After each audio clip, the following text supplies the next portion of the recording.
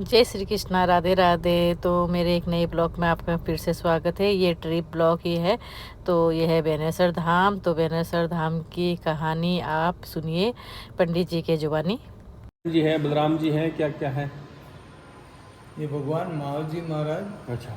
श्री कृष्ण भगवान के अवतार हुए थे यहाँ हाँ पे। हाँ और अपन जो भी बात करते हैं और जो भी बताएंगे ना, हाँ वो सभी भगवान ने स्वयं ग्रंथों के अंदर लिखा हुआ है। 5 ग्रंथ लिखे अच्छा, और 750 गुटके लिखे। उसमें 7,96,926 पद लिखे, 72,66,000 भविष्यवाणियाँ लिखी। अच्छा। तो ये जो भी बात करेंगे अपन सब प्रमाणित हैं। प्रमाण। ये माव जी महाराज का परिवार है। माव कहो श्याम कहो एक ही है ना। तो सबसे इधर उदयानंद जी महाराज और नित्यानंद जी महाराज माव जी महाराज के पुत्र हैं। उनके पास में जनक और माता उनके पुत्र में जो है। तो जनक और माता जो है 80 साल तक गद्दी पर विराजमान रहे। और उस समय के अंदर महिला होकर गद्दी पर कैसे बैठे हैं, ऐसा करके राजा महाराजा और साधु संतों ने उस समय ऐसा था तो बोला। तो जब आके देखा तो दाढ़ी मूछे और पुरुष का रूप दिखे, और जैसे गद्दी से नीचे कदम रखा तो स्त्री का रूप दिखे। तो जन पुरुष माता भी कहा जाता है उनको। और वो सभी उनको प्रणाम करके आगे चले गए। और जन और माता के समय में सबसे ज़्यादा निष्कलंक भगवान के मंदिर बनाए गए। निष्कलंक भगवान के मंदिर इसलिए बनाए गए कि द्वापर युग के अंदर जब गोप और गोविंद भगवान का रास देख रहे थे, रास देखते हुए अति आनंदित हुए और एक क्षण के लिए मायूस हो गए। तो भगवान ने रास रोक दिया और उनकी मायूसी का कारण पूछा। तो उन्होंने बताया कि हम निसंतान दंपति है, हमारे कोई बालक नहीं है। भगवान आप हमारे घर जन्मे होते तो कितना अच्छा था। फिर भगवान ने कहा कि बेणेश्वर को बेण को सोम माई को घाट आदि दरो से आज को क्या जो मारी वारी, मैं 10वां अवतार लूंगा, निष्की भोग से जन्म लूंगा। तो बेणेश्वर को बेण को यानी जैसे चोटी की वेण करते हैं ऐसे नदियों की वेण होती है। तो यहाँ उसको वागड़ी में वेण ये का जो कहते हैं, पीछे नदी वेण का कहते हैं और हिंदी में टापू कहते हैं। बेणेश्वर को बेण को सोम और माई का घाट, सोम और माई नदी का घाट है। आजूदरा का आजूदरा वो स्थान जो माही नदी बहती हुई नदी कभी रिटर्न नहीं घूमती है। लेकिन माँ जी महाराज जब यहाँ से लीला करके प्रस्थान करने लगे तो नदी माता ने रिटर्न घूम के आड़ी बाँ करी, जिसको लोकल लैंग्वेज में आड़ी बाँ भी कहते हैं। और भगवान को मनवार करी कि भगवान रुक जाइए। तो भगवान ने कहा कि मैं 10वें अवतार में वापस जाऊंगा, अभी मुझे आगे जाना होगा।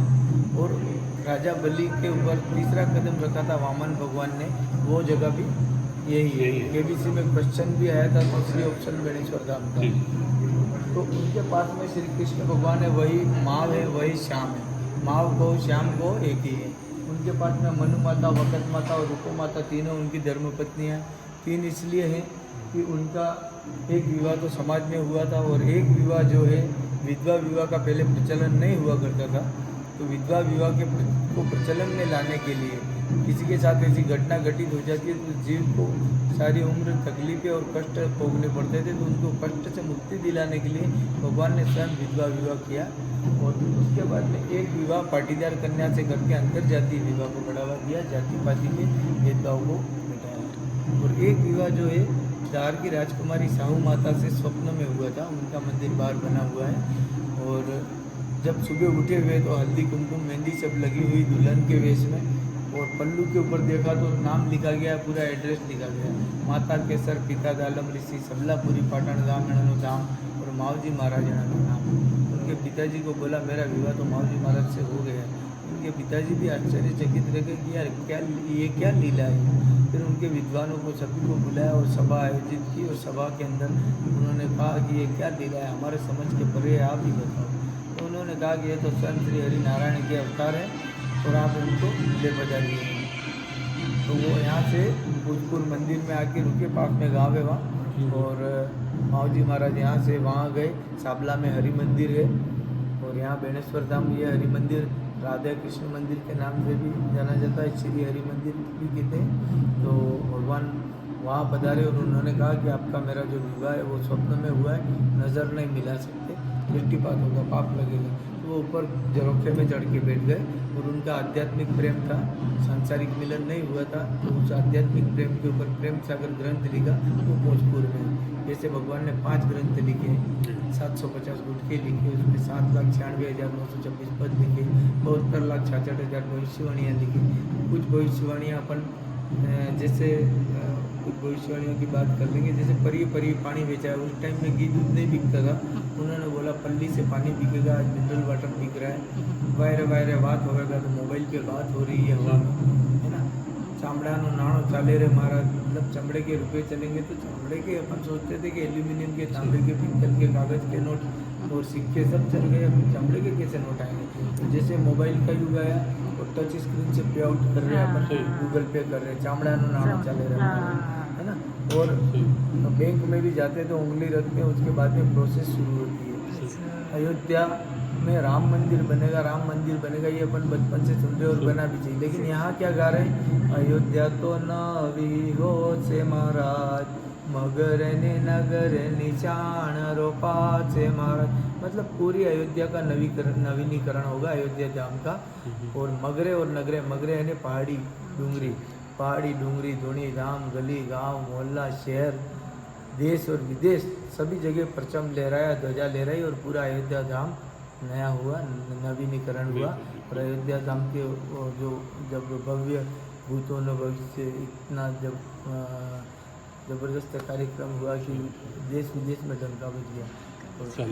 और मावजी महाराज के बारे में अगर कुछ और जानकारी जानना है तो अभी इस समय अपन बात कर रहे हैं तो हरि की लीला ऐसी है कि कल इस समय तक भी अपन चर्चा करेंगे ना तो लीला अपन पूरी नहीं कर पाएंगे।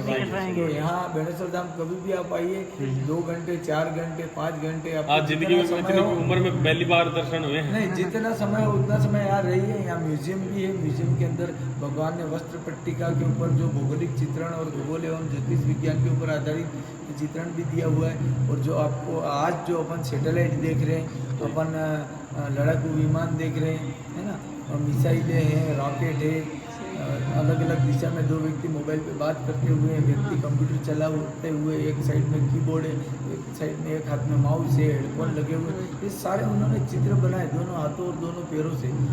और लिखा भी सही 64 राग के अंदर, राग केदारो, राग व्याग, राग ढोला, राग मारू, राग भजन, राग धमाल, राग भैरवी, इन रागों में गाने के माध्यम से तो यहाँ की जो जनता है वो भक्त है, वो भजनों को गाते हैं। और एक विशेष एक समुदाय है, जैसे जब उस समय के अंदर भगवान ने जिनको पास में बुलाया, जो पास आ गए, उनको वाणी दी। साधे समाज है, साधे समाज को निष्कलंक अवतार होगा जब तक आप इस राज को पूरा करना, अखंड राज को, ऐसा कह के भगवान ने उनको मुकुट पहनाया। और वो आज रास लीलाएँ करते हैं और उनके बच्चों के बच्चे भी जन्म लेते हैं, तो वो जनरेशन भी बिना पढ़े लिखे उस भगवान की वाणी को गाने लग जाते हैं।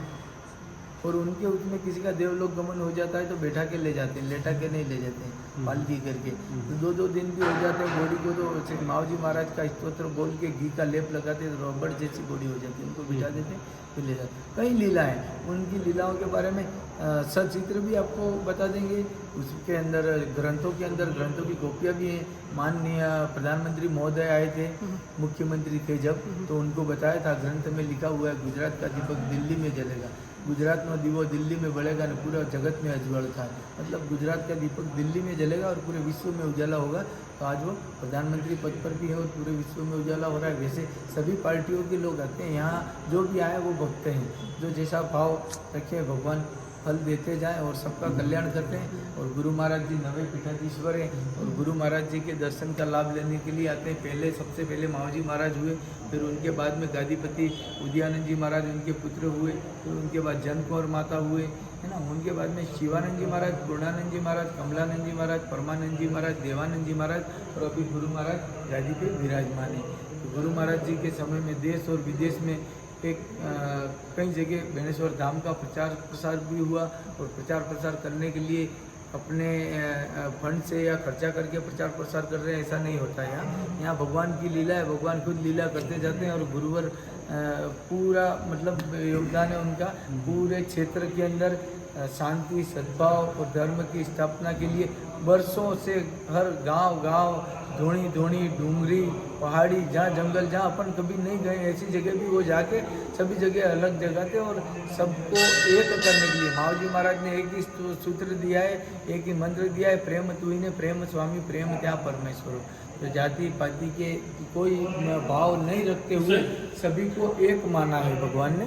सब सर्व एकाकार हो से सभी एकाकार होगा। और जब निष्कलंक भगवान का अवतार होगा तो ये हरि मंदिर बेणेश्वर धाम है। इसका नक्शा पहले ही 350 साल पहले भगवान ने माऊजी महाराज ने बनाया। और यहाँ निज धाम निवास होगा, श्री हरि निज धाम निवास। सब देवनो डेरो उठसे निकलंगीनो डेरो रहसे पशु पक्षी पेड़ पौधा सर्वे निकलंग निकलंग वाणी का है। मतलब सभी जितने भी धर्म हैं, जितने लोग हैं, वो सभी एक हो जाएंगे। और सार्वभौमिक सत्य जिन्हें कहा गया है वो निष्कलंक भगवान विष्णु भगवान के 10वें अवतार। और माऊजी महाराज श्री कृष्ण भगवान के अवतार भी हुए। और जब वो यहाँ से पधारने लगे तो नदी माता रिटर्न घूम के आड़ी बाह करी, उनको मनुवार करी कि भगवान रुक जाइए। तो उन्होंने कहा मैं 10वें अवतार में वापस आऊँगा, अभी मुझे आगे जाना होगा। तो वो विष्णु भगवान के 10वां जो अवतार है उनके अंशा अवतार भी हुए माऊजी महाराज। और यहाँ काफ़ी लीला है कि पूरा दिन भर भी आप रहेंगे और देखेंगे तो अपने को कम पड़ेगा। इसलिए समय निकाल के आप यहाँ आइए, 2 4 6 घंटे भी रहिए, है ना। यहाँ रहने की भी सामने धर्मशाला है, सुविधा है। यहाँ सामने अन्न क्षेत्र है, 20 रुपये में भोजन प्रसादी प्राप्त होती है। और यहाँ पर म्यूजियम भी है, पेनोरमा भी है, वो सारी अपन जानकारी ले सकते हैं। धरती का सेंटर पॉइंट बेणेश्वर धाम बताया है भगवान ने भौगोलिक चित्रण के अंदर वस्त्र पट्टिका में। धन्यवाद पंडित जी, आपने इतना विस्तार से बताया तो सही कर सका। अभी तो ये सब संक्षिप्त, बिल्कुल संक्षिप्त में, मतलब क्योंकि तो ये ब्लॉग अच्छा लगा हो तो लाइक शेयर कमेंट प्लीज़।